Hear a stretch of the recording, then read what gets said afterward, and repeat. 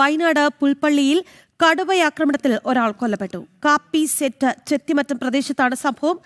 ദേവർഗധ ഉന്നതിയിലെ കൂമനാണ് മരിച്ചത്. വിവരങ്ങളുമായി അർജുൻ PS ചേരുകയാണ്. അർജുൻ, ഈ കടുവയാക്രമണം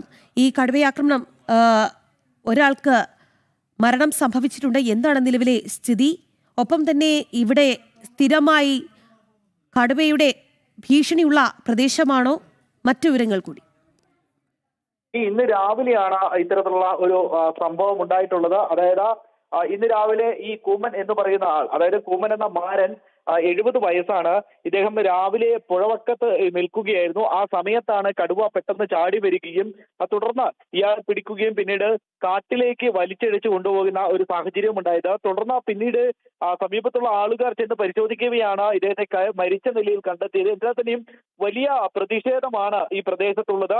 ഇതുവരെയും മൃതദേഹം വിട്ടു നൽകുവാൻ വേണ്ടി നാട്ടുകാർ തയ്യാറായിട്ടില്ല, അല്ലെങ്കിൽ കോളനിവാസികളടക്കം അല്ലെങ്കിൽ ഈ ഉന്നതിയിലെ ആൾക്കാരടക്കം തയ്യാറായിട്ടില്ല എന്നുള്ളതാണ് നമുക്ക് ലഭിക്കുന്ന വിവരം. വലിയ രീതിയിലുള്ള ഒരു പ്രതിഷേധമാണ് ഈ ഒരു സ്ഥലത്ത് നടക്കുന്നത്. നേരത്തെയും ഇത്തരത്തിൽ ഈ ഒരു കടുവ ആക്രമണമുണ്ടായ സ്ഥലം ഇതിന് സമീപത്തൊക്കെ തന്നെയാണ്. അമരക്കുനിയൊക്കെ ഈ പുൽപ്പള്ളി പ്രദേശത്ത് തന്നെയാണ്. നേരത്തെയും ഇത്തരത്തിൽ വലിയ രീതിയിൽ ആക്രമണം ഉണ്ടായ സ്ഥലങ്ങളൊക്കെയാണ്. കടുവ ഇറങ്ങുന്ന സ്ഥലമാണ്, മറ്റ് വന്യമൃഗങ്ങൾ ഇറങ്ങുന്ന സ്ഥലമാണ്. കാടിനോട് അതിർത്തി പങ്കിടുന്ന ഒരു സ്ഥലം കൂടിയാണ്.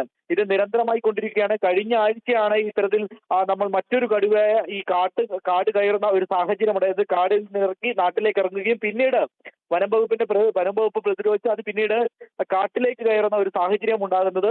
അതിനുശേഷമാണ് ഇപ്പോൾ പുതിയൊരു സംഭവം ഇപ്പോൾ വയനാട്ടിൽ നടക്കുന്നു.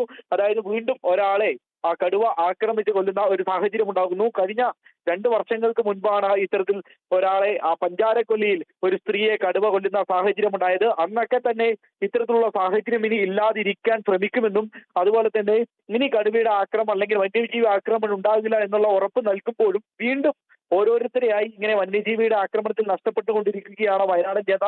അതുകൊണ്ട് തന്നെ വലിയ രീതിയിലുള്ള ഒരു സ്വാഭാവികമായിട്ടുള്ള അവരുടെ ഒരു പ്രതിഷേധം ഉണ്ടാവുക തന്നെ ചെയ്യും. അതായത് പുൽപ്പള്ളി ഫോറസ്റ്റ് സ്റ്റേഷന്റെ മുൻപിലാണ് ഇപ്പോൾ നാട്ടുകാർ കൂടിയിരുന്ന വലിയ രീതിയിലുള്ള ഒരു പ്രതിഷേധം ഉയർത്തുന്നത്. അതായത് അവരുടെ പ്രധാനമായിട്ടുള്ള ആവശ്യം എന്ന് പറയുന്നത് കൃത്യമായിട്ടുള്ള ഒരു ധനസഹായം ഈ കുടുംബത്തിന് ലഭിക്കണം. അതായത് ഒരു കുടുംബത്തിന്റെ മുഴുവൻ അത്താണിയാണ് ഇപ്പോൾ നഷ്ടപ്പെട്ടിരിക്കുന്നത്. അതുകൊണ്ട് തന്നെ അവർക്ക് കൃത്യമായിട്ടുള്ള ആനുകൂല്യം ലഭിക്കണം. മാത്രമല്ല ഈ കടുവയെ എത്ര പെട്ടെന്ന് പിടികൂടണം എന്നുള്ള ഒരു ആവശ്യം കൂടി ഇത്തരത്തിലുള്ള ഉന്നതത്തിലുള്ളവരും നാട്ടുകാരും ആവശ്യപ്പെടുന്നുണ്ട്. പക്ഷേ ഈ കടുവയെ പിടികൂടുക എന്ന് പറയുന്നത് എത്രമാത്രം പോസിബിൾ ആണെന്ന് നമുക്ക് മനസ്സിലാക്കാൻ കഴിയില്ല. കാരണം കാടിനടുത്താണ്. അതുകൊണ്ട് തന്നെ കാടിനുള്ളിലേക്ക് തന്നെ ഈ കടുവയെ തുരത്തുക എന്നുള്ളതായിരിക്കും വനംവകുപ്പിന്റെ ലക്ഷ്യമെന്ന് പറയുന്നത്. പക്ഷേ നാട്ടുകാർ അതിന് സമ്മതിക്കുമെന്നുള്ള ഒരു സാഹചര്യമല്ല ഇപ്പോൾ നിലവിലുള്ളത്. അതായത് അവരുടെ പ്രധാനമായിട്ടുള്ള ആവശ്യങ്ങൾ ഇദ്ദേഹത്തിന്റെ കുടുംബത്തിന് കൃത്യമായ തുക ലഭിക്കണം. മാത്രമല്ല ഈ കടുവയെ പിടികൂടണമെന്നുള്ള ഒരു ആവശ്യമൊക്കെയാണ് പ്രധാനമായും നാട്ടുകാർക്കുള്ളത്. നേരത്തെ തന്നെ ആവശ്യപ്പെടുന്നതാണ് ഈ കാടും അതുപോലെ തന്നെ നാടും തിരിക്കുന്ന രീതിയിൽ ശാസ്ത്രീയമായ രീതിയിലുള്ള ഒരു തരംതിരിക്കൽ വേണമെന്നുള്ളത് നേരത്തെയുള്ള ആവശ്യം തന്നെയാണ്. പക്ഷെ അതൊന്നും ഇതുവരെയും പൂർത്തിയായിട്ടില്ല എന്നുള്ളതാണ് പ്രധാനമായും വസ്തുത.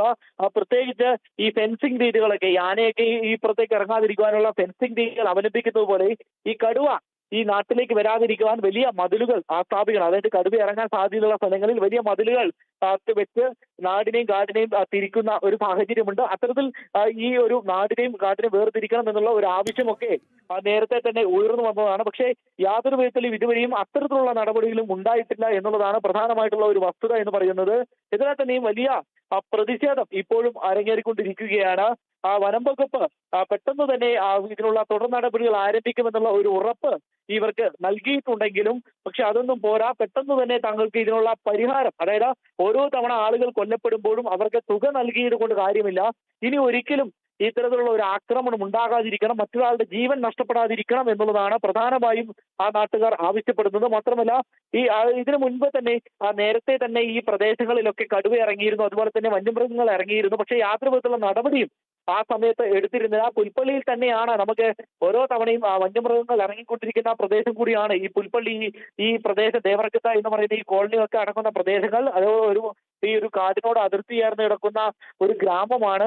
അതുകൊണ്ട് തന്നെ ഇവിടെ കൃത്യമായിട്ടുള്ള ഒരു സംരക്ഷണം ഒരുക്കേണ്ടതുണ്ട്. മാത്രമല്ല ഇവിടെ കൃത്യമായി തന്നെ നിരീക്ഷണം ഏത് സമയം നിരീക്ഷണം ഏർപ്പെടുത്തണമെന്നുള്ള ഒരു ആവശ്യം കൂടി ആ നാട്ടുകാർ മുന്നോട്ട് വെക്കുന്നത്. എന്തിനാ തന്നെയും ഇപ്പോൾ സർക്കാർ പറഞ്ഞിട്ടുള്ള അല്ലെങ്കിൽ ഈ വന്യജീവി വകുപ്പിൽ നിന്ന് നമുക്ക് ലഭിക്കുന്ന വിവരം എത്രയും പെട്ടെന്ന് തന്നെ ഇപ്പോൾ ഒരു തുക ഇവർക്ക് നൽകുവാനുള്ള ഒരു സാധ്യതയുണ്ട്. മാത്രമല്ല കടുവയുടെ കാര്യത്തിൽ ഇനി ഒരു അറിയിപ്പ് കുറച്ച് കഴിയുമ്പോൾ ആയിരിക്കും നമുക്ക് ആ വിവരം ലഭിക്കുക. മറ്റൊരു അറിയിപ്പ് ഉണ്ടാകും എന്നുള്ളത് നമുക്ക് ലഭിക്കുന്നു. മിക്കവാറും ആ കടുവയെ വീണ്ടും കാട്ടിലേക്ക് തന്നെ തുരത്താനാണ് സാധ്യത. രേഖ. ശരി അർജുൻ. വയനാട് പുൽപ്പള്ളിയിലാണ് കടുവയാക്രമണത്തിൽ ഒരു മരണം സംഭവിച്ചിരിക്കുന്നത്.